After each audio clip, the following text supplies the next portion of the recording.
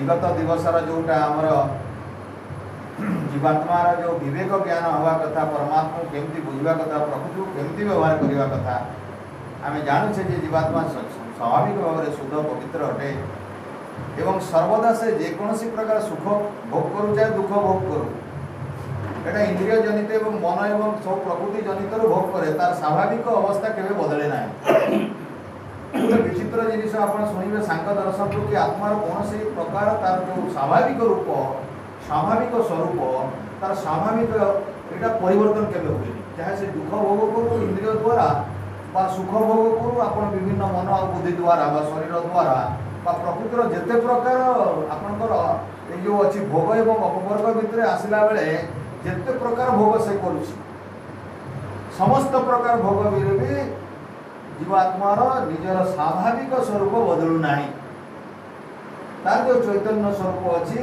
जो अमृत स्वरूप अच्छी जो मुक्त स्वरूप अच्छी यहाँ सर्वदा रहे तथापि से बंधन में पड़ी तथापि दुखटा अन्यर दुखटा को निजर दुख मन करे एमती बहुत सुंदर कथा आलोचना हो जो विवेक ज्ञान केमती हो आम से राजपुत्र ठार आरंभ करी लेखी पर्यंत काली शुणुले कि केमिति भाव में आमर विभिन्न प्रकार पर्यायर जीवात्मा जाऊँगी मिसिकी भावुची कि मु तो दुखरे अच्छी भावुची कि मु दुखरे अच्छी प्रकृति तो संयोग है से केमिति भाव में तार चित्तटा को चित्तर जो अनुभव हो संस्कार जनित जिनटा को आत्मा भाव यहाँ मोर स्वभाव हो गला क्रोध करवा मोर स्वभाव रोग होगा मोर स्वभाव सुख हवा मोर स्वभाव दुख हवा मोर स्वभाव पाप हवा मोर स्वभाव पुण्य हवा मोर स्वभाव आत्मार स्वभाव भावी यहीटा जमती कि आपणकर गोटे जाइए नुआ जगह को दिगहरा हो आपको दिगहरा पर जिते भाषण मारू आम जिते बुझेबू वाक्य द्वारा जिते बुझेले दिग भ्रष्ट होता लोक को वाक्य द्वारा केवे भी दिगटा को बुझे हुए ना जिते बड़ा पर्यंत आप न देखी न जानी तेते बड़ा पर्यंत दिग भ्रम यहाँ सांख्य दर्शन गोटे बढ़िया सूत्रटे तो सेमती भाव अर्थात अंधकार थिला पर्यंत आप अंधकार भितर किसी देखिपारे सूर्य आसिले ये अंधकार आपे दूर होता है एमती ज्ञान विवेक ज्ञान यहाँ आसिले केमती जीवात्मा स्वरूपटा उपलब्ध है स्वरूप माने स्वाभाविक भाव में सांख्य दर्शन का गोटे बड़ा सूत्र देइचंती स्वभाव से बद्ध नुहे जीवात्मा स्वभाव में बद्ध नुहे कहीं जो जिनिस स्वभाव में बद्ध थाए तार परिवर्तन हो पारे ये स्वभाव में बद्ध ताकू जिते ज्ञान जिते उपदेश जिते तपस्या जिते जहाँ ओंकार जपिले तार स्वभाव परिवर्तन हुए ना ये सूत्र देइचंती प्रथम अध्याय कि स्वभाव केवे परिवर्तन हुए जदि आत्मार स्वभाव बंधन में पड़ार अच्छी ताहले एटा जिते प्रकार उपदेश कौन पर उपदेश दि जाइए वेदरे तो उपदेश दि जाइए तार स्वभाव नुहे बोली या दूर करने उद्देश्य तार स्वभाव तो से बद्ध नुहे स्वभाव तो बद्ध नुहे अज्ञान वशत अविद्या वशत तो आम आसतु बड़ा सुंदर पर्याय अच्छी व्रती जी को बहुत बहुत धन्यवाद एवं कृतज्ञता ज्ञापन सांख्य दर्शन माध्यम आम कौन पाइबा कि विवेक उदय होगापी कौन खुराक पाइबा जीवन में प्रयोग करने व्रती जी महोदय आपको स्वागत ओम मेधां मे वरुणो ददात मेधां अग्नि प्रजापति मेधां इंद्रश्च वायुश्च मेधां दाता दधातु मे ओम अग्ने नयस्व पथारायस्मान् विश्वानि देव वयुनानि विद्वान् यो यो ध्यस्मज्जुहुराणमेनो भूयिष्ठान्तेन मुक्तिं विधेम ओम असतो मा सद्गमय ओम तमसो मा ज्योतिर्गमय ओम मृत्योर्मा अमृतं गमय।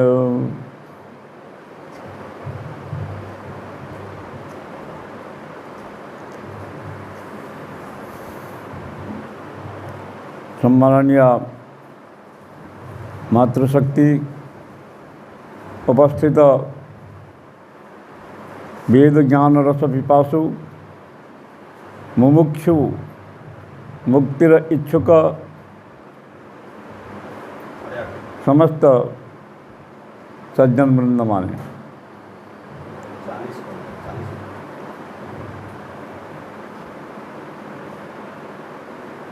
सायंकालीन एवची वेद प्रचार सप्ताह श्रावणी उपाकर्म महापर्वर अंतिम सायंकालीन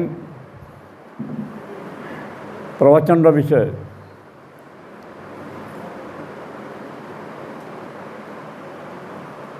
वेदोक्त धर्म क्या कह जाए।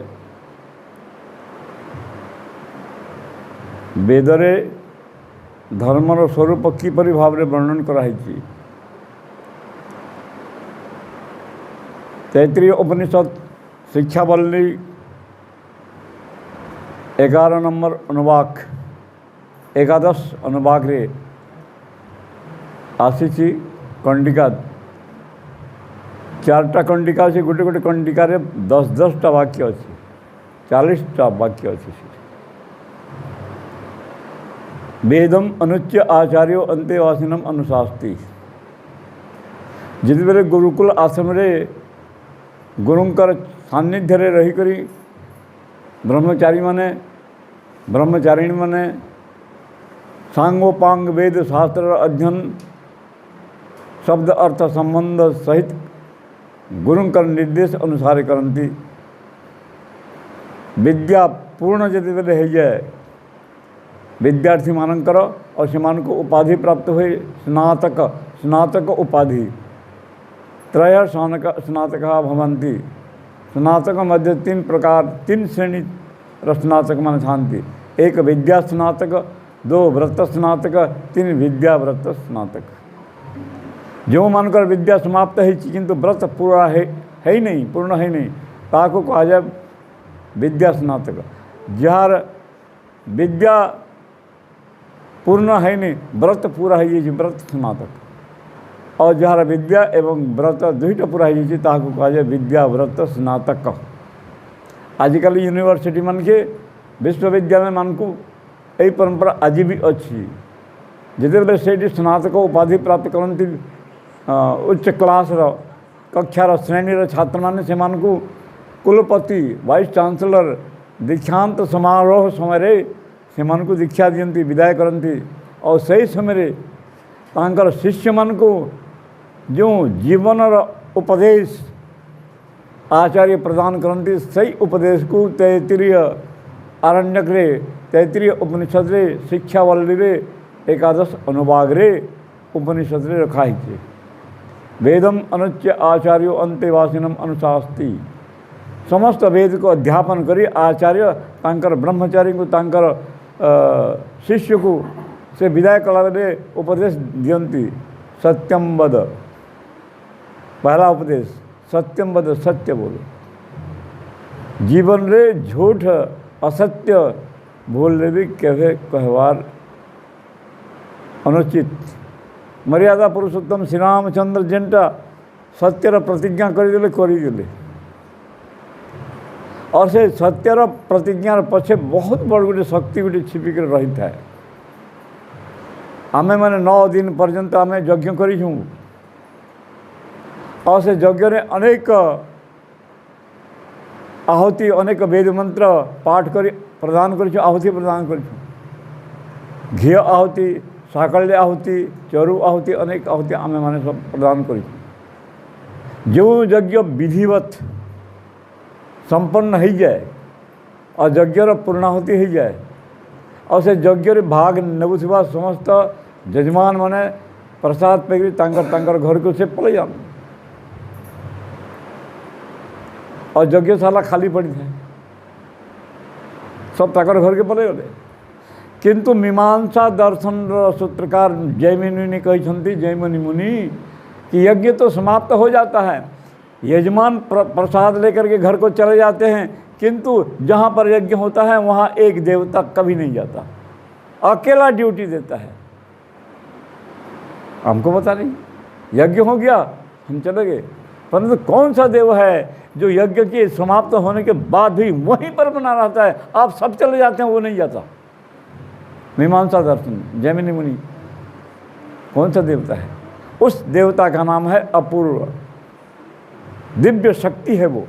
यज्ञ से एक दिव्य शक्ति उत्पन्न होती है, और जो शक्ति की पृथ्वीलोक, अंतरिक्ष लोक और द्युलोक, तीनों लोगों को एक साथ जोड़ देती है।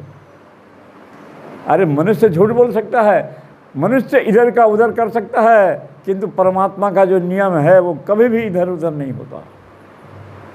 यज्ञ से एक शक्ति उत्पन्न होती है, वो शक्ति तब तक रहती है जब तक यज्ञ का फल उसको नहीं मिलेगा, तब तक वो बॉडीगार्ड जैसे वो प्रहरा देती रहती है। उसको कहते हैं मीमांसा दर्शन में अपूर्व। कोई ये दैवी कर्म है, देवताओं का कर्म है, कोई मजाक नहीं है, कोई टाइम पास वाला कर्म नहीं है। ये तो मानव जन्म से और ऊपर उठ करके तस्यास्ते पृथ्वी देव यजनी पृष्ठे अग्नि मन्ना दमन्ना द्याया दधे, ऐसे धरती माता को यज्ञ वेदी बना करके और अपने आप को देव बना करके उस देवशाला में, यज्ञशाला में प्रवेश करना पड़ता है, और वहाँ वेद मंत्र को पाठ करके यज्ञ में आहुति देनी पड़ती है।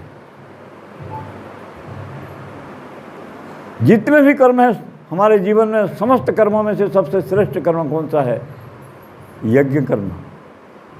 यज्ञ कर्म सबसे श्रेष्ठ कर्म है। आप खाते हैं, ठीक है, कर्म है। आप लिखते हैं, कर्म है। आप मशीन चलाते हैं, कर्म है। आप एरोप्लेन चलाते हैं, कर्म है। आप कैलकुलेशन करते हैं कंप्यूटर में बैठ करके, वो भी कर्म है। जितने भी कर्म करते हैं आप, श्वास लेते हैं ये भी कर्म है, सोते हैं ये भी कर्म है, जागते हैं ये भी कर्म है। जितने भी जिंदगी भर हम कर्म करते हैं, सबसे श्रेष्ठ कर्म कौन सा है? यही प्रश्न महर्षि याज्ञवल्क्य को जनक की राजसभा में प्रश्न किया गया था। तब महर्षि याज्ञवल्क्य ने कहा, यज्ञो वे श्रेष्ठतमम कर्म। यज्ञ ही जीवन में सबसे श्रेष्ठतम कर्म है। श्रेष्ठतर कर्म नहीं है, श्रेष्ठतम कर्म है। उस तम जहाँ पर लग गया, उससे ऊपर और कोई ऊंचा और श्रेष्ठ नहीं है। ये डिग्री है, डिग्री व्याकरण की डिग्री है, तर और तम लगता है। तो यज्ञों में श्रेष्ठतमम कर्म, हमारे जिंदगी में यज्ञ से बढ़कर के और श्रेष्ठ कर्म और कहीं पर नहीं। क्यों? क्योंकि यज्ञ के द्वारा ईश्वर की आज्ञा का पालन होता है। और आप अकेला खाते पीते हैं, अपने स्वार्थ के लिए कर्म करते हैं, ये सारा कर्म क्या है? आपके लिए है। और जब अग्न्याधान करता है यजमान के, कौन सा मंत्र है? ओम भूर्भुवः स्वः, ओम भूर्भुवः स्वः देवरिव भुम्ना पृथिवी वरिम्ना तस्यास्ते पृथ्वी देव यजनी पृष्ठे अग्निमन्ना दमन्ना द्याया दधे। और आगे मंत्र को, ओम उद्बुद्ध्य स्वाग्ने प्रतिजागृहि त्वम इष्टापूर्ति। ये अग्नि का आधान यजमान किस लिए कर रहा है? यजमान और यजमान पत्नी दोनों मिलकर के यज्ञ कुंड में अग्नि का आधान करते हैं। किस लिए? यही मंत्र बता रहा है, यजुर्वेद के 15 अध्याय का 54वां मंत्र है ये। उद्बुद्ध्य स्वाग्ने प्रतिजागृहि त्वम इष्टापूर्ति संसृजेधाम अयम च। हे अग्निदेव, तुझको मैं सृजन कर रहा हूँ। अग्निदेव को संबोधन करके श्रद्धापूर्वक यजमान कहता है, किस लिए? तुम इष्टापूर्ति। मनुष्य के जीवन में 2 कर्म की आवश्यकता होती है। हर मनुष्य के जीवन में 2 कर्म की जरूरत होती है। कौन सा? एक इष्ट और दूसरा आपूर्त। इन दोनों कर्म की सिद्धि के लिए यजमान पत्नी के साथ सपत्नीक होकर अग्नि का आधान करते हैं। इष्ट क्या है? इष्ट जिस कर्म को करते हैं आप और उसका फल आपको मिलता है, ये है इष्ट। जैसे संध्या उपासना करना, इसका फल किसको मिलेगा? आपको मिलेगा। आपकी अंतरात्मा पवित्र होगी, ये इष्ट कर्म है। और आप अग्निहोत्र करते हैं, यज्ञ करते हैं, ये आपका ऋण चुका रहा है। आपने प्रकृति का दोहन किया, उस प्रकृति में जितना गंदगी फैला उसका भरपाई कर रहे हैं आप, तो आप ऋण से मुक्त होंगे, आपको मिल रहा है। माता पिता की सेवा करते हैं आप, गुरु की सेवा करते हैं आप, उसका फल किसको मिलेगा? आपको मिलेगा। जिस कर्म का फल आत्मा ने अपने आत्मा के कल्याण के लिए मिलता है, वो इष्ट, तुम इष्टा। ब्रह्म यज्ञ करना, जप करना, तप करना, इसका फल आपको मिलेगा। और आपूर्त जो कर्म है उसका फल संसार को मिलता है। जैसे अस्पताल बनाना, विद्यालय बनाना, यज्ञशाला बनाना, आर्य समाज भवन, सत्संग भवन बनाना और सार्वजनिक गौशाला खोलना, जिसके द्वारा समाज का कल्याण होता है। कुआं खुदवाना, नल लगाना, अन्न छत्र खुलवाना, इसको कहते हैं आपूर्त कर्म। ये दोनों धर्म के अंतर्गत आते हैं। दोनों धर्म हैं, दोनों अच्छे हैं, दोनों मनुष्य के लिए कर्तव्य है, कर्तव्य। तो जब हम यज्ञ करते हैं तो कौन सा मंत्र पढ़ते हैं? तुम इष्टापूर्ते संसृजेथाम, हे अग्निदेव, इष्ट और आपूर्त दोनों कर्म की पूर्ति के लिए, प्राप्ति के लिए मैं तेरा सृजन कर रहा हूँ, अग्नि का सृजन कर रहा हूँ, अग्निदेव को प्रकट कर रहा हूँ और कुंड में आधान कर रहा हूँ। ये यज्ञ का उद्देश्य बता रहा है।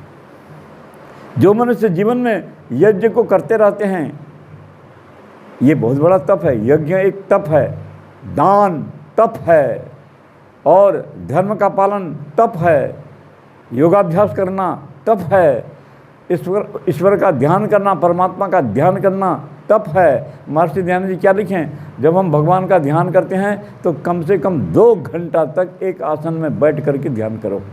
लिखे सत्यार्थ प्रकाश में। 2 घंटे तक बैठ कर जब रेगुलर हम ध्यान करेंगे तो क्या उसका प्रभाव तो हमारे जीवन में पड़ेगा, कुछ न कुछ पड़ेगा, बहुत कुछ उसका प्रभाव पड़ेगा। तब जब हम वैदिक पद्धति से ईश्वर की उपासना करते हैं तो ये बाहर के आँख बंद कर देते हैं, ये कान बंद कर देते हैं, ये शब्द, स्पर्श, रूप, रस, गंध, जो 5 ज्ञानेंद्र के 5 विषय का कवाट बंद कर देते हैं और भीतर ढूंढते हैं हम। हमारे इस शरीर के भीतर क्या है, इसको खोजो। यही ईश्वर की उपासना है। मंदिर में जाकर घंटी हिलाना, पूजा पाठ करना, ये तो बाहरी है। आप अपने आप को संसार के भौतिक पदार्थ में जोड़ दिए। जो पंचभूत का विषय है, जो रूप का विषय है, जिसको आंख देखती है वो ब्रह्म नहीं हो सकता, वो प्रकृति का विकार है। जिसको कान सुनता है वो ब्रह्म नहीं है, वो प्रकृति का विकार है। जिसको नासिका सूंघती है वो प्रकृति का विकार है, ब्रह्म नहीं हो सकता। यद वाचा अनभ्युदितम येन वागभ्युद्यते तदैव ब्रह्मत्वं विद्धि नेदम यदिदम उपासते केन उपनिषद, 5वां विषय आया है। तो जब हम भगवान का ध्यान करते हैं एकाग्र मन से, एकांत शांत स्थान में बैठ करके, जहाँ पर कोई भी उपद्रव न हो, शुद्ध वायु हो, और वह शुद्ध वायु प्राणायाम के लिए उपयुक्त हो। जब आपका मन चंचल है, दुख है, मन में दुख है, इच्छा नहीं हो रही है ध्यान करने की, जप करने की, संध्या करने की इच्छा नहीं हो रही है, मन में भारी भारी अनुभव हो रहा है, मन विचलित हो रहा है, ऐसे अवस्था में प्राणायाम करने से मन की सारी बीमारी, सारा रोग खत्म हो जाता है। कैसे? दह्यन्ते ध्वायमानानां धातूनां ही यथा मला तथा इंद्रियाणां दह्यन्ते दोषाः प्राणस्य निग्रहात् मनुस्मृति। जो मनुष्य प्राणायाम करते हैं, इसलिए प्राणायाम करते हैं कि हमारे इंद्रियों में जो दोष है वो सारे दोष जल जाते हैं और इंद्रियां निर्मल हो जाते हैं, मन निर्मल हो जाता है, मन का विकार खत्म हो जाता है। ये प्राणायाम जो है, प्राणायाम तप है। इसलिए महर्षि पतंजलि ने क्या लिखा योग दर्शन में? तपो न परम प्राणायामात। प्राणायाम से बढ़ कर के संसार में कोई तप नहीं है। उसके नीचे और सेकंड क्लास का तप है, धर्म तप है, दान तप है, यज्ञ तप है, जप तप है। किंतु प्राणायाम के विषय में महर्षि पतंजलि ने लिखा तपो न परम प्राणायाम। प्राणायाम से बढ़कर आपका कोई तप नहीं है। तुरंत ये फल देता है, तुरंत। आप टेंशन में है, मन विक्षिप्त है, चंचल है, और ध्यान में, समाधि में मन नहीं लग रहा है, तो वहाँ पर प्राणायाम शुरू कर दिए।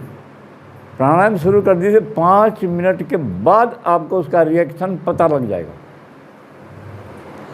और जिनको स्मरण शक्ति, जो विद्यार्थी विद्या पढ़ने का काम करते हैं, स्टूडेंट लाइफ में है, उनके माता पिता जी को ये सोच लेना चाहिए, समझ लेना चाहिए, यदि आप अपने बच्चों को, अपने पुत्र पुत्रियों को विदुषी, विद्वान और स्मृति मेधा संपन्न, विवेक संपन्न बनाना चाहते हैं, बुद्धि से उज्जवल पवित्र बनाना चाहते हैं, तो उनको प्राणायाम सिखाइए।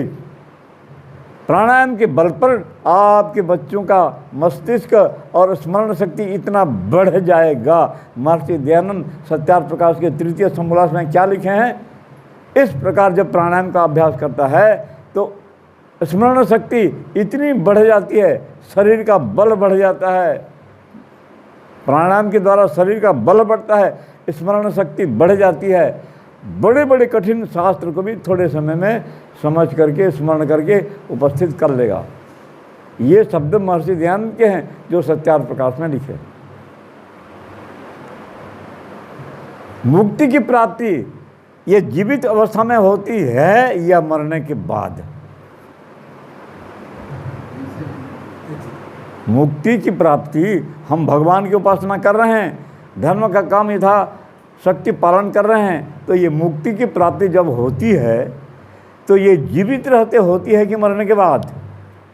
मरने के बाद ही मोक्ष होता है। मरने के बाद तो कोई चींटी जितने हैं, जितने पशु पक्षी कीट पतंग सब मर रहे हैं, सब मुक्ति में चले जाएंगे। समाधि होती है, जितने जी समाधि होती है। क्या मुक्ति की प्राप्ति जीवित रहते नहीं हो सकती? ये मेरा प्रश्न है। जीवन मुक्त भी होते हैं, हाँ, मुक्ति है भी होते हैं। जिस अभी सांख्य दर्शन का हमें प्रवचन में जा रहे हैं और सांख्य दर्शन के 4th अध्याय का प्रवचन चल रहा है और उससे पहले 3रे अध्याय में ये बात आई है, क्या जीवित रहते मुक्ति की प्राप्ति नहीं हो सकती? हो सकती है। जैसे विदेह जनक, उनको जीवित अवस्था में मुक्ति की प्राप्ति हो गई थी, जीवन रहते। जब मनुष्य जीवित रहता है, बोल रहा है, चल रहा है, सब कुछ कर रहा है, ये देख रहा है संसार को, और जीवित रहते हुए मुक्त हो गया, तो उसकी जिंदगी कैसे चलती है, उसका जीवन कैसे चलता है? क्या सांख्य दर्शन में 3रे अध्याय में आया है, चक्र भ्रमणवत धृतः शरीर। कुमार के पास चक्र होता है और उसी चक्र में कच्ची मिट्टी को, गीली मिट्टी को रख करके जब घुमाता है तो उसमें उस मिट्टी से घड़ा बना लेता है, खपरा बना लेता है, मिट्टी के बर्तन बना लेता है, हंडी बना लेता है, कुंभी बना लेता है, अनेक प्रकार के पात्र बना लेता है। और जब उस चक्के को, कुम्हार का जो चक्र होता है, उसके बीच में जो मिट्टी को पाक करके बना करके रखा रहता है, उसको ऊपर रख देता है और एक बार जोर से घुमा देता है चक्का को और छोड़ देता है। वो चक्का अपने आप घूमते रहता है ना, अपने आप घूमते रहता है, उसके बनाते तक आराम से घूमते रहता है। ठीक इसी प्रकार से चक्र भ्रमणवत धृतः शरीर। जो मनुष्य जीवित अवस्था में मुक्ति को प्राप्त कर लिया, तो वो कुम्हार जो है, वो कुम्हार परमात्मा हमारे जीवन चक्र को वो खुद घुमाता है, हमको घुमाने की जरूरत नहीं है, क्योंकि हम समर्पित हो गए हैं उसके प्रति। तभी तो मुक्ति मिली है। हम परमात्मा के प्रति मन, वचन, कर्म और प्राण, जीवन सब कुछ देकर समर्पित हो चुके हैं। मेरा कुछ नहीं है। उस अवस्था में जब मुक्ति की प्राप्ति हो जाती है, मुक्ति का अधिकारी परमात्मा इसको मान लेता है, तो स्वयं हमारे जीवन चक्र को परमात्मा चलाता है। अपने मन से हम नहीं चलाएं, उसको समर्पण कर दिए हैं। तो सांख्य दर्शनकार कपिल मुनि कहते हैं, चक्र भ्रमणवत धृतः शरीर। जो मुक्त पुरुष होते हैं उस परमात्मा के अनुशासन में आ जाते हैं। अपने मन से कुछ नहीं कर सकता, उस परमात्मा के अनुशासन में ही चलता है। फिर देखो, फिर जाको राखे साया, मार सके ना कोई, और बाल न बांका कर सके जो जग बैरी हो। सब कुछ वही रक्षा करने वाला परमात्मा है, चलाने वाला परमात्मा है। साम वेद में एक मंत्र आया है, यम रक्षन्ति प्रचेतसो वरुणो मित्रो अर्यमा नकी स दभ्यते जन। जिस मनुष्य को, जिस भक्त को, जिस उपासक को परमात्मा की कृपा दृष्टि मिल जाती है और परमात्मा की सुरक्षा मिल जाती है और परमात्मा की छत्र छाया में आ जाता है, न कि सदभ्यते जन, उसको संसार की कोई भी शक्ति मार नहीं सकती। भगवान की छत्र छाया में चरण में आ गया वो। इस प्रकार से इसका जो मार्ग है। और सांख्य दर्शन का चौथा अध्याय चल रहा था, जिसे आख्यायिका अध्याय कहते हैं। आख्यायिका माने दृष्टांत, एग्जाम्पल दे करके गंभीर विषय को, जीवन के गंभीर तत्व को समझाने का प्रयास किया गया है। और इसी में महर्षि कपिल मुनि ने समझाए हैं। आगे कौन सा सूत्र है?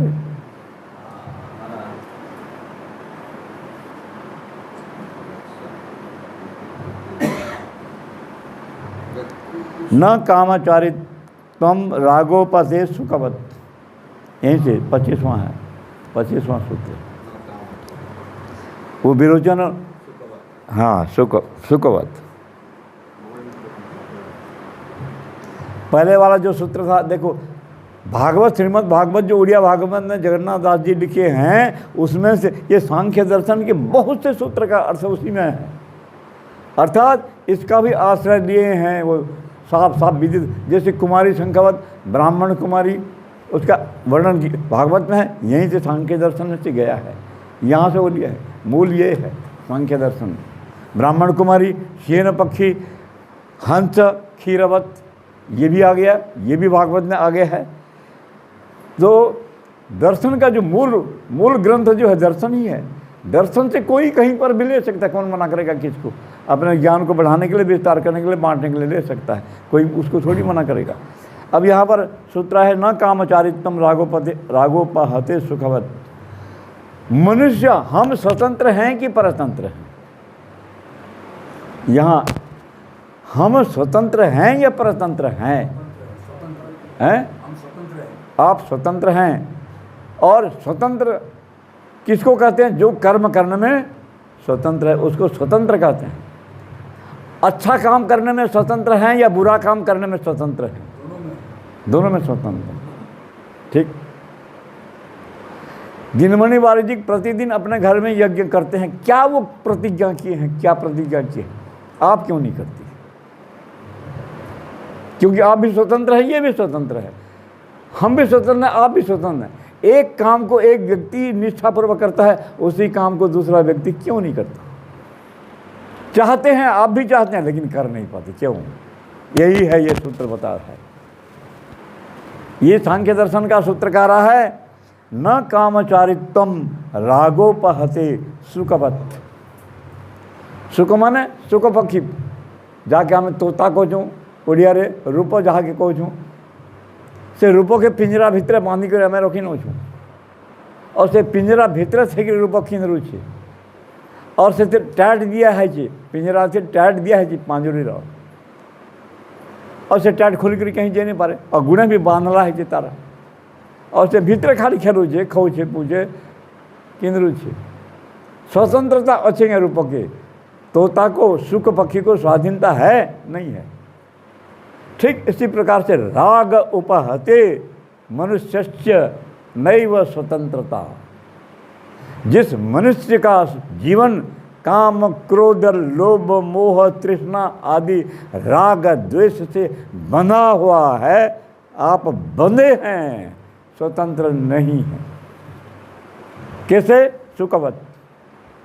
सुख पक्षी को जैसे पिंजरे के भीतर बंद कर दिया जाता है, तो भीतर ही घूमता रहता है, बाहर जा नहीं पाता।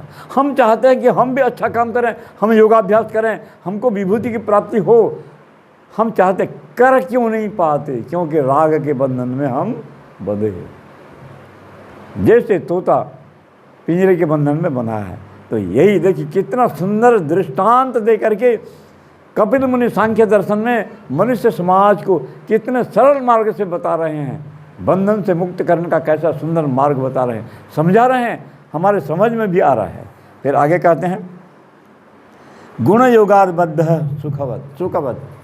ये सुख पक्षी को पिंजरे में बांध करके क्यों रख लेते हैं बताओ?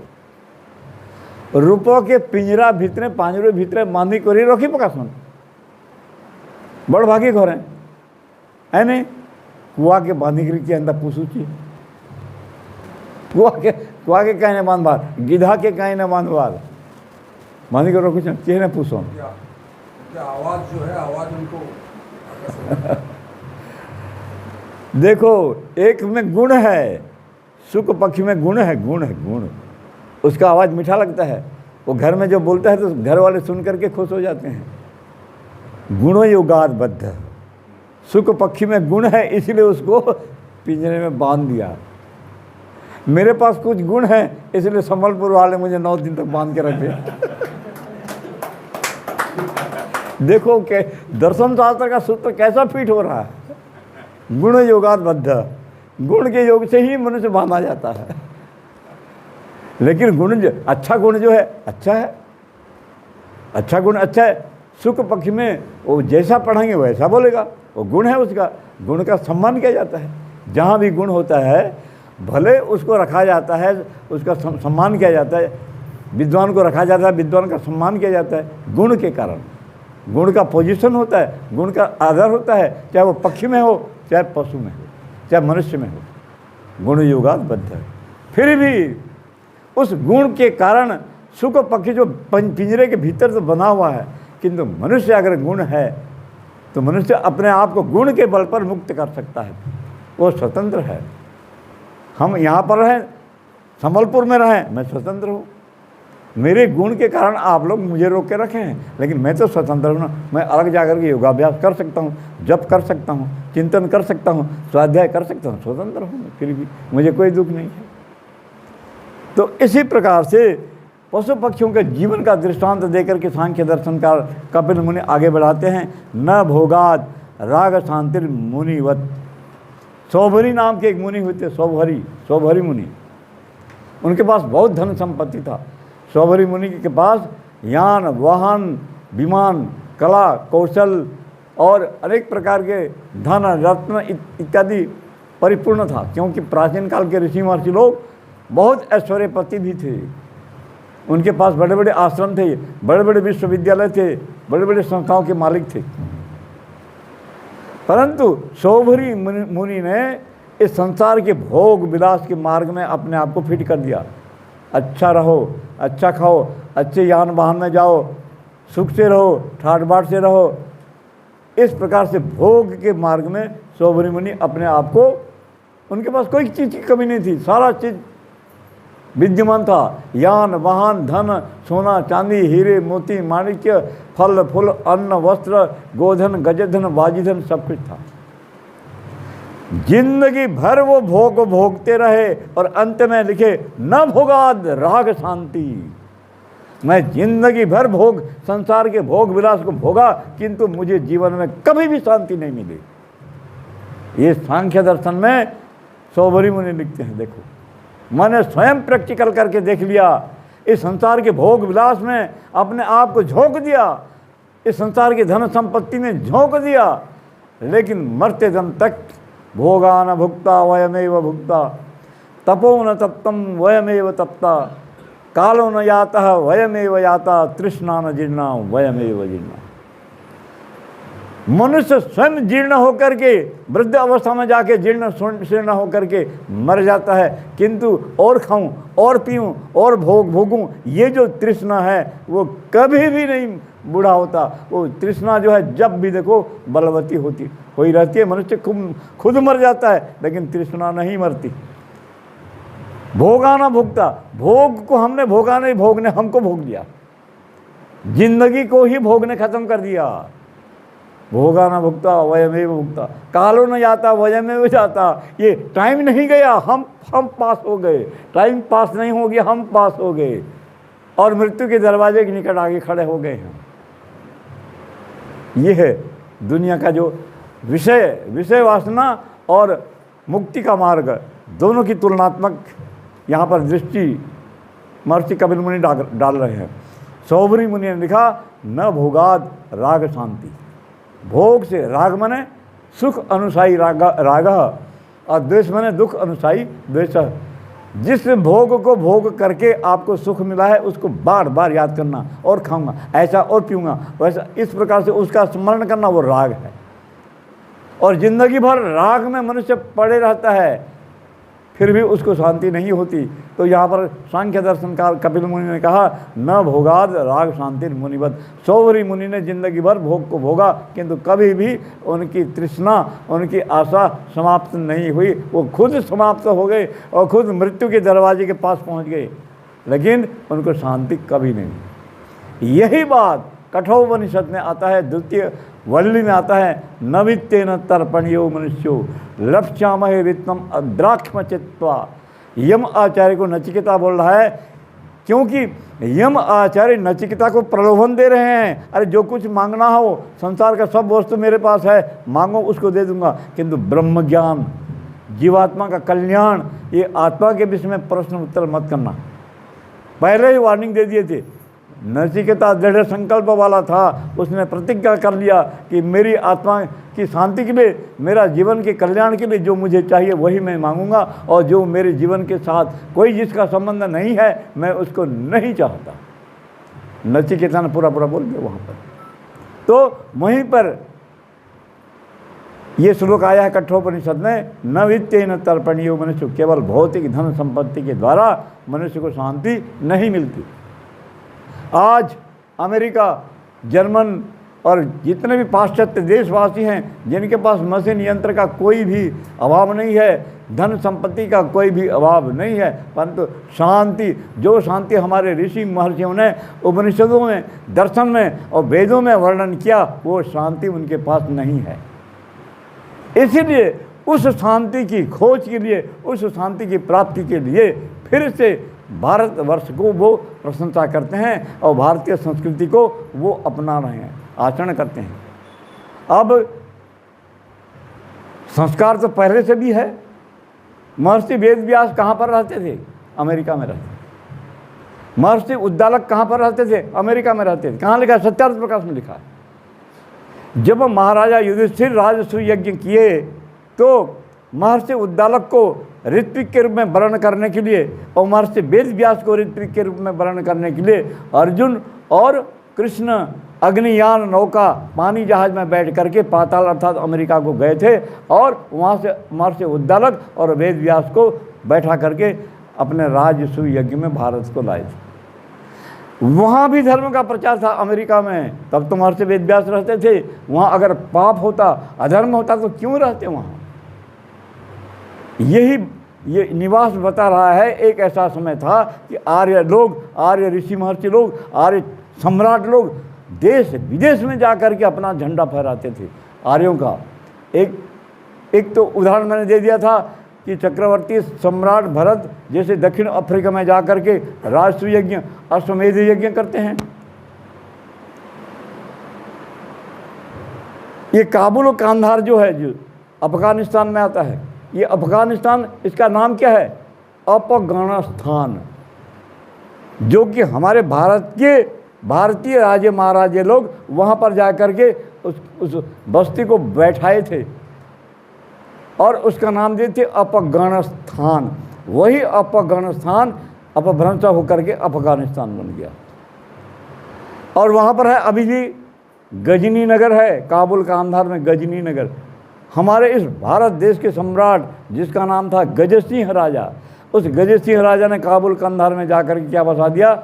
नगर बसा दिया। उसका नाम गजसिंह नगर था, जो गजसिंह नगर गजनी नगर में बदल गया। और इस भारतवर्ष के जो ये चीन के आसपास और हिमालय की तराई के आसपास में जो गोरे, अत्यंत गौर वर्ण के क्षत्रिय रहते थे, और उनके वर्ण, उस प्रजाति के वर्ण, चाहे पुरुष हो चाहे स्त्री हो, तांबे के समान उनका वर्ण था, ऐसा गोरा वर्ण। वो जा करके अलग से अपने बलबूते पर एक अलग से राज्य स्टेट बैठाए, स्टेट बनाए, और उसका नाम अपने बलबूते से बनाए, पराक्रम से। तो उसका नाम क्या नाम रखे थे? बल उच्च स्थान। वही बल उच्च स्थान क्या बन गया? बलूचिस्तान। वही अफगानिस्तान क्या बन गया? अफगानिस्तान से अफगानिस्तान बन गया है। ऐसे अपभ्रंश देखिए। और अरब देश देखिए। हमारे इस भारतवर्ष में ब्रज भूमि किसे कहते हैं? मथुरा, वृंदावन, ये जो कृष्ण की जन्मभूमि एरिया है उसको कहते हैं ब्रज भूमि। ये ब्रज शब्द किसके लिए प्रयोग किया गया है?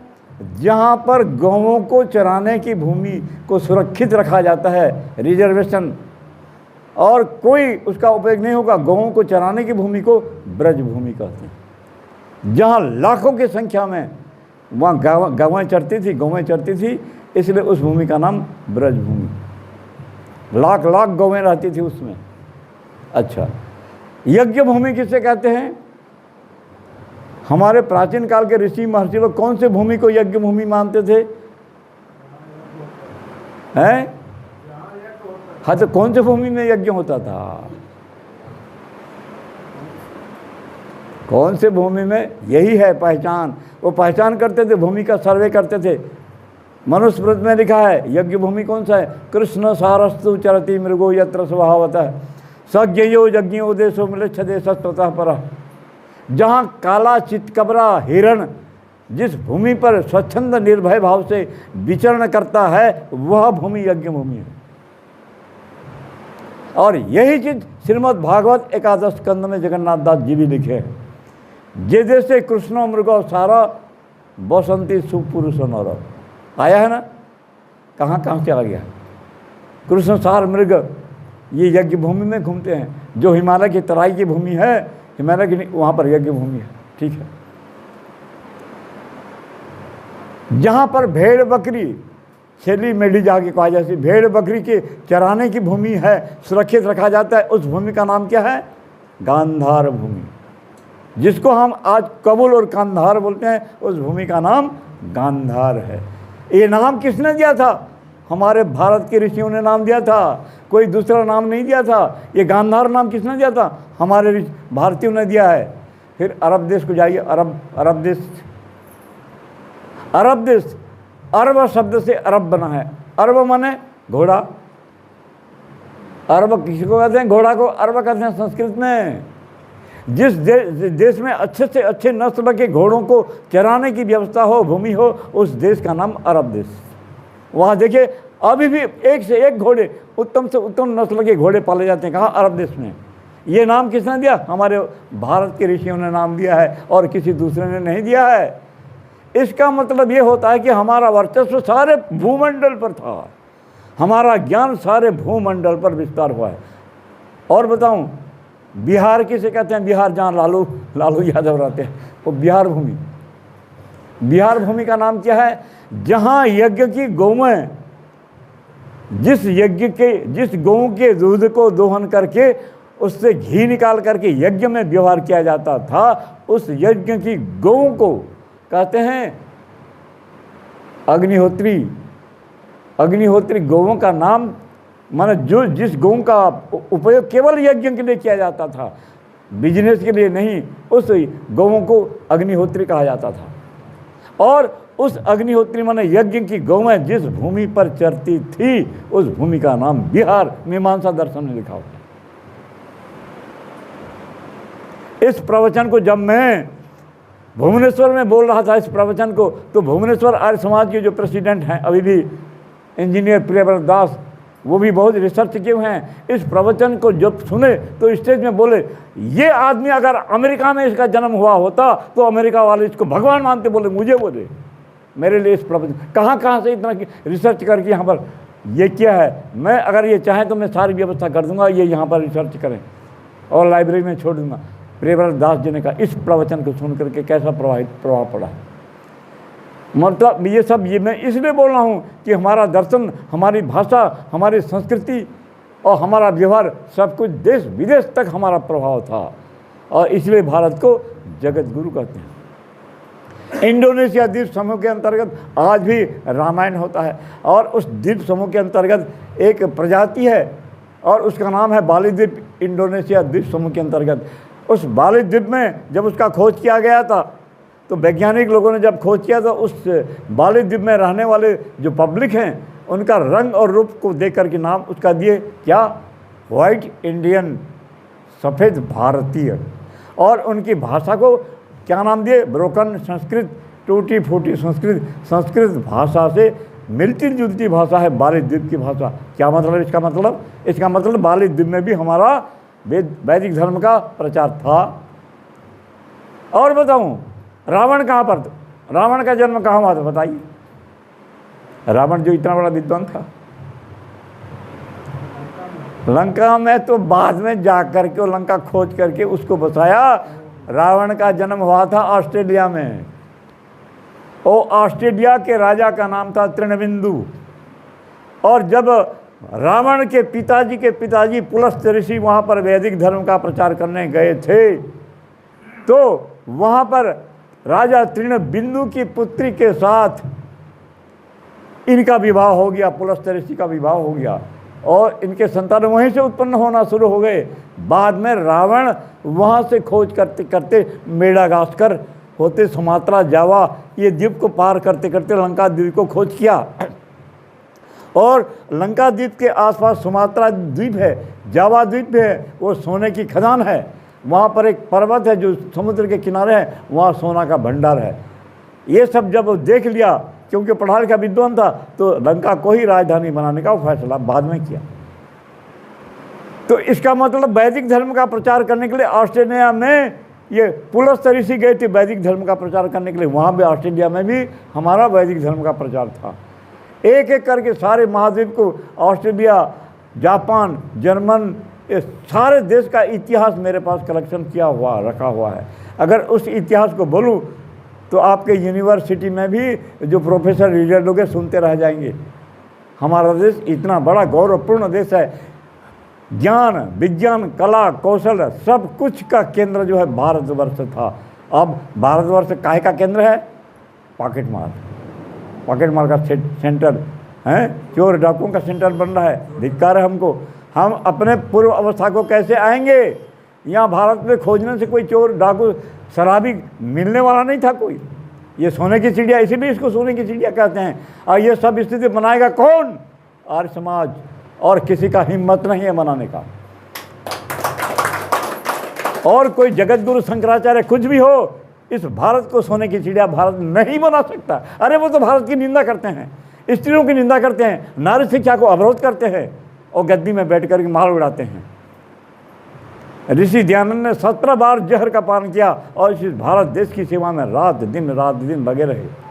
तो जो बुद्धिमान विद्वान, जिनको साम दान दंड भेद सारी कला को ग्रहण करना आता है, उस सब कला को, वैदिक संस्कार को धारण करे और पूरी राजधर्म को हाथ में लेकर के अगर आगे बढ़ना चाहे, तो इससे भारत को फिर से जगतगुरु और सोने की चिड़िया भारत बना सकता है।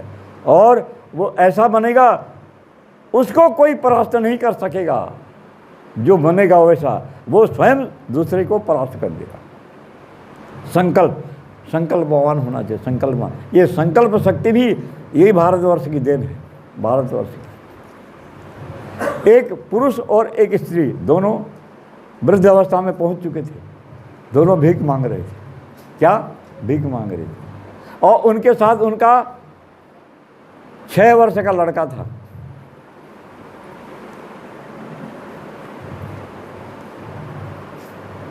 उस वृद्ध पुरुष और वृद्ध स्त्री के साथ उनका 6 वर्ष का लड़का साथ माता पिता के साथ में जा रहा है और ये भाई भीख मांग रहे हैं। जब कहीं पर जाते हैं भीख मांगते हैं, और वृद्ध पुरुष और वृद्धा उसकी पत्नी दोनों भीख मांग रहे हैं। कहीं पर भीख मिल रहा है, कहीं पर नहीं मिल रहा है, कहीं पर निकल जाओ यहाँ से भगवान। ये सब देख रहा है वो लड़का, 6 साल का लड़का। दुख हो रहा है उसको, दुख हो रहा है। मेरे माता पिता भीख मांग रहे हैं और कहीं पर इनको अपमान होना पड़ रहा है, अपमानित हो रहे हैं। कहीं पर मिल रहा है, कहीं पर नहीं, और हम भीख मांग रहे हैं। तो उसको बहुत दुख लगा और अपने माँ के पास कहा, माँ ये कोई ज़िंदगी है? तो माँ समझ गई, बोले कि बेटा हम क्या करें, हमारे कर्म है, हमको मांगना पड़ रहा है, लेकिन तू संकल्प कर। ये संकल्प रूपी संपत्ति जो है यज्ञ से निकली है और इसी भारत भूमि की ऋषियों की वेद शास्त्र की देन है। संकल्प कर, संकल्प से तू जैसा संकल्प करेगा वैसा बन जाएगा। माँ ने शिक्षा दिया 6 वर्ष के बालक को। 6 वर्ष का बालक उसको बहुत गंभीरता से ले लिया और संकल्प किया, भगवान को प्रार्थना कर। माँ ने कहा भगवान को प्रार्थना कर, हे भगवान मैं संकल्प करता हूँ कि मुझे महान बना दे। देखो ये भी एक यज्ञ का संकल्प है। उस भीख मांगते हुए माता पिता के साथ घूमने वाला 6 साल का बालक संकल्प किया और प्रतिदिन यही प्रार्थना करता था। माँ ने सिखा दिया है। संकल्प करते करते धीरे धीरे बड़ा होने लगा। और स्कूल में पढ़ने के लिए उसके पास कोई धन संपत्ति नहीं थी उस समय पढ़ाने के लिए। तो किसी व्यक्ति ने उसे छोटे से स्कूल में भर्ती कर दिया और जाता था और सामान्य जीवन जी करके पढ़ता था। आखिर आगे पढ़ नहीं पाया। तो सेना में नौकरी रह गया, किसी सेना विभाग के ऑफिसर के पास में नौकरी रह गया। झाड़ू देने वाला नौकर बन गया और पानी भरने वाला नौकर बन गया।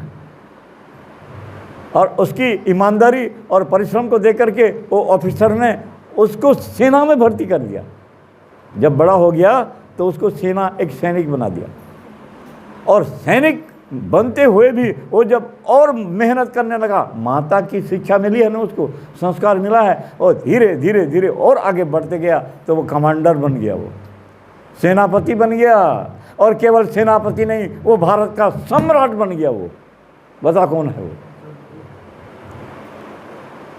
जिसका नाम सुन करके अंग्रेज लोग थर थर कांपते थे, वो था टीपू सुल्तान का पिता हैदर अली, जो भिखारी से सम्राट बन गया। वो ये संकल्प के बल पर क्या न क्या, कहाँ न कहाँ मनुष्य पहुंच जाता है। मर्यादा पुरुषोत्तम श्री रामचंद्र जी के जीवन की घटना देखिए। जब विभीषण रावण से परेशान होकर के राम के पास आ जाता है, परेशान हो जाता है, रावण से परेशान हो जाता है, मैं जी नहीं सकूँ, मैं लंका में रह नहीं सकूँगा, ये उसको विचलित कर दिया। क्योंकि बार बार पदे पदे रावण विभीषण को परेशान करता था। विभीषण छोड़ दिया लंका और राम के पास सुबेल पर्वत पर, जहाँ पर उनकी सेना की छावनी थी, राम के पास आ गया। कौन? विभीषण। बोला कि हे प्रभु मर्यादा पुरुषोत्तम श्री राम, मुझे त्राहिमाम, मुझे रक्षा करो। मैं लंका छोड़ करके रावण का भाई विभीषण आया हूँ आपकी शरण में। आप शरणागत वत्सल हो, आप शरणागत को नहीं ठुकराते। भले ही आप मुझे सोचते होंगे शत्रु का भाई है और मेरे ऊपर कोई शक संदेह भी करते होंगे, किंतु मैं कहता हूँ मैं कोई छल कपट वाला नहीं हूँ और मुझे परित्राण कीजिए। सबने मना किया, सुग्रीव ने और इधर हनुमान ने सब डाउट किए, अरे ये तो शत्रु का भाई है, रावण का भाई है, छल कपट करके ये आपका गुप्त भेद लेने के लिए आया होगा, षड्यंत्र करने के लिए, हटाओ इसको, हटाओ हटाओ। किंतु कृपा निधान, करुणा निधान, शरणागत वत्सल मर्यादा पुरुषोत्तम श्री राम के पास जो कोई भी जाए और बोल दे प्रभु मैं आपकी शरण में आया हूँ, बस फिर आगे वो कभी उसको ठुकराते नहीं। यही है राम की विशेषता। राम ने कहा ये जब मेरे पास शरण में आया मैं ठुकरा नहीं सकता और मैं इसको आशीर्वाद दूंगा। क्या आशीर्वाद दिए विभीषण को? कौन? राम लंकापति भूया, तो लंका का राजा बन जाए। हो गया। राम चक्रवर्ती सम्राट थे, सारे पृथ्वी के सम्राट थे, वीटो पावर थे, वीटो पावर, जो बोल दिए हो गया, ऑर्डर हो गया उनका। और विभीषण लंका का राजा घोषित हो गया। उस समय पास में सुग्रीव खड़े थे। सुग्रीव खूब जोर से हंसने लगे। बोले कि खूब जोर से जब हंसने लगे, रामचंद्र जी ने देखा मित्र सुग्रीव आप हंस क्यों रहे हैं, ये बेसमय में आपकी हंसी कैसे आ रही है?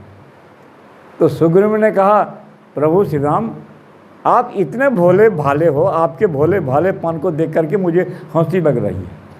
इतना भुलक्कड़ बाबा हुआ, क्या मैंने भूल किया ये तो बताओ? राम ने पूछा। तो सुग्रीव ने कहा हे श्री राम, अभी विभीषण जब आपको प्रणाम करके बोला मैं आपका शरणागत हूँ, मुझे रक्षा कीजिए बोला, तो आपने आशीर्वाद दे दिया लंकापति भूया, लंका का राजा बन जा। और लंका का राजा तो बन गया, हो गया, घोषणा हो गई। और इसी समय अगर रावण आ जाता है और आपको प्रणाम करके कहता है त्राहिमाम, तो उसको कौन सा आशीर्वाद देंगे? लंका तो खत्म हो गई, उनके हाथ से चली गई। बताओ, लंका तो विभीषण के पास में आ गई, उसके आपके पास क्या है बचा है? क्या बचा है रावण को आशीर्वाद देने के लिए? अगर रावण आ जाता है और आपको प्रणाम करके बोलता है कि प्रभु मुझे त्राहिमाम, मुझे रक्षा करो, कौन सा आशीर्वाद देंगे? यही मैं हंस रहा हूँ। तो रामचंद्र जी ने जो उत्तर दिया, ये भारतीय संस्कृति यही है, जो उत्तर दिया ये सारे विश्व वाले कहीं पर भी ये इतिहास में ये लिखा नहीं होगा जो उत्तर राम ने दिया और उस उत्तर को सुनकर के वहाँ जितने खड़े थे सुग्रीव आदि सबके सब बिल्कुल काठ जैसे पत्थर जैसे खड़े के खड़े रह गए। वाह, धन्य हो श्री राम बोले। और श्री राम ने क्या आशीर्वाद दिया? सुग्रीव को कहा कि हे मित्र सुग्रीव, मैं धर्म की रक्षा के लिए मेरा जन्म हुआ है, मैं गौ माता की रक्षा के लिए, वेदों की रक्षा के लिए, योग की रक्षा के लिए, यज्ञ की रक्षा के लिए और धर्म की रक्षा के लिए मेरा जन्म हुआ है, और मैं धर्म की रक्षा के लिए कुछ भी कर सकता हूँ। तो यदि आपने मुझे पूछा रावण इस समय अगर आकर के आपको शरणागत होकर के मांगे, त्राही माम कहकर भिक्षा मांगे, तो आप कौन सा आशीर्वाद देंगे? यही आपका प्रश्न था, तो मेरा उत्तर सुन लीजिए। राम ने कौन सा उत्तर दिया था सुग्रीव को? राम ने कहा था, हे मित्र सुग्रीव, अगर यदि इसी समय रावण भी धर्म की शरण में आता है और मेरा शरणागत हो जाता है तो मैं उसको आशीर्वाद दूंगा। कौन सा? अयोध्यापति हो जा, अयोध्या का सम्राट बन जा, मैं अपना राज सिंहासन छोड़ दूंगा। बताओ कौन से देश की संस्कृति है ऐसा? किसी देश में ये इतिहास है? नहीं है। यही है इधर नमम, यही है वेदों की संस्कृति। राम अपना राज सिंहासन छोड़ने के लिए भी तैयार है। और आजकल जो प्रधानमंत्री लोग बैठे हैं, एक दिन के लिए कुर्सी छोड़ सकते हैं? नहीं छोड़ सकते। यही भारतीय संस्कृति है, यही वैदिक संस्कृति है। और ये सांख्य दर्शन के और 4-5 सूत्र बचे हैं, उसको पूरा कर देते हैं।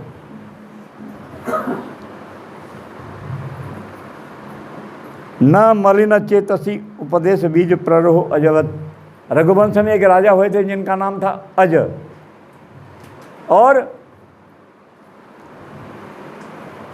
उनकी जो है आस्था और उनकी आसक्ति उनके रानी के ऊपर, उनकी रानी के ऊपर ज़्यादा थी। उनकी आसक्ति रानी के ऊपर ज़्यादा थी और रानी को हमेशा चाहते थे और सारा समय रानी के पास बातचीत करने में, उसकी समस्या को सुलझाने में लगाते रहते थे और परमार्थ में और ध्यान ज्ञान में अपना समय नहीं लगाते थे। तो वही सूत्र के रूप में कपिल मुनि ने सांख्य दर्शन में लिखा, न मलिन चेतसी उपदेश बीज प्ररोह। महर्षि वशिष्ठ आकर के राजा अजय को उपदेश दिए, ब्रह्म ज्ञान दिए, किंतु उस ब्रह्म ज्ञान का उपदेश का प्रभाव कुछ नहीं पड़ा, क्योंकि उनकी चित्त की आसक्ति उनकी पत्नी के ऊपर थी।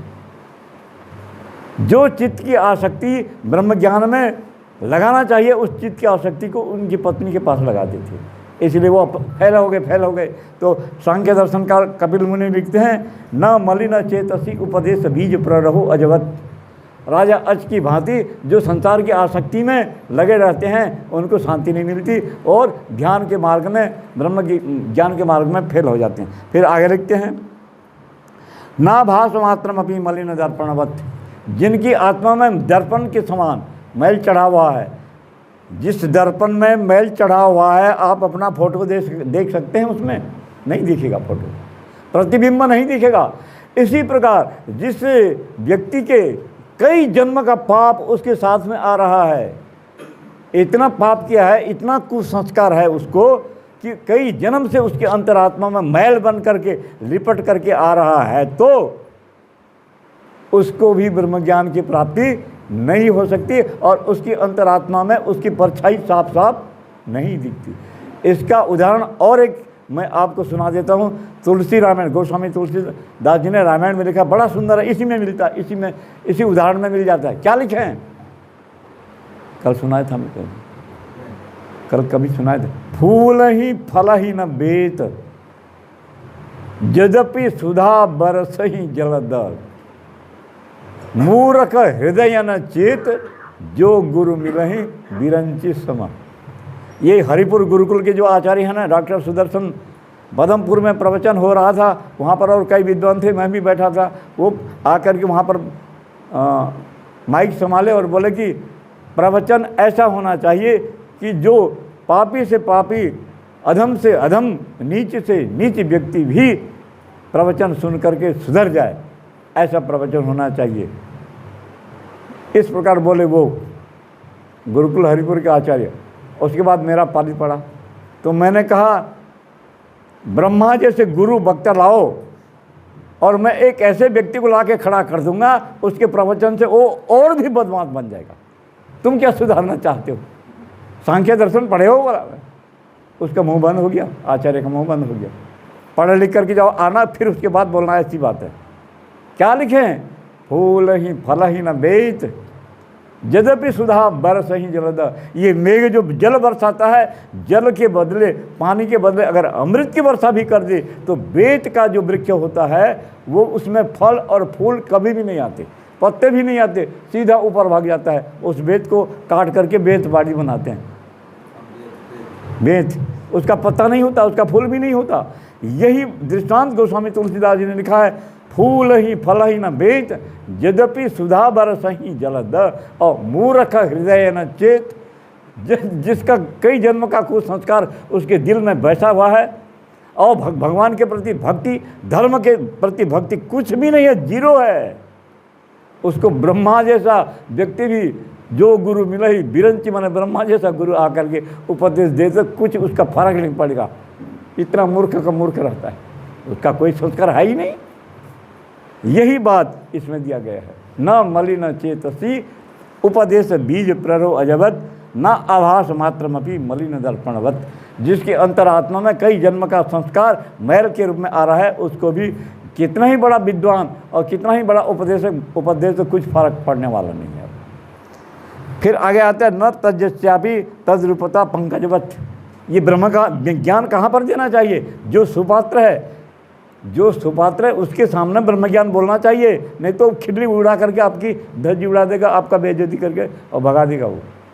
जहाँ सुपात्र है वहाँ ब्रह्म ज्ञान बोलो, जहाँ कुपात्र है चुपचाप मूर्ख बन जाओ। फिर आगे क्या दिया है? न भूति योगी भी कृतकृत्यता उपास्य सिद्धिवत, उपास्य सिद्धिवत। बैठिए, ये अंतिम सूत्र है। अंतिम सूत्र क्या कहता है?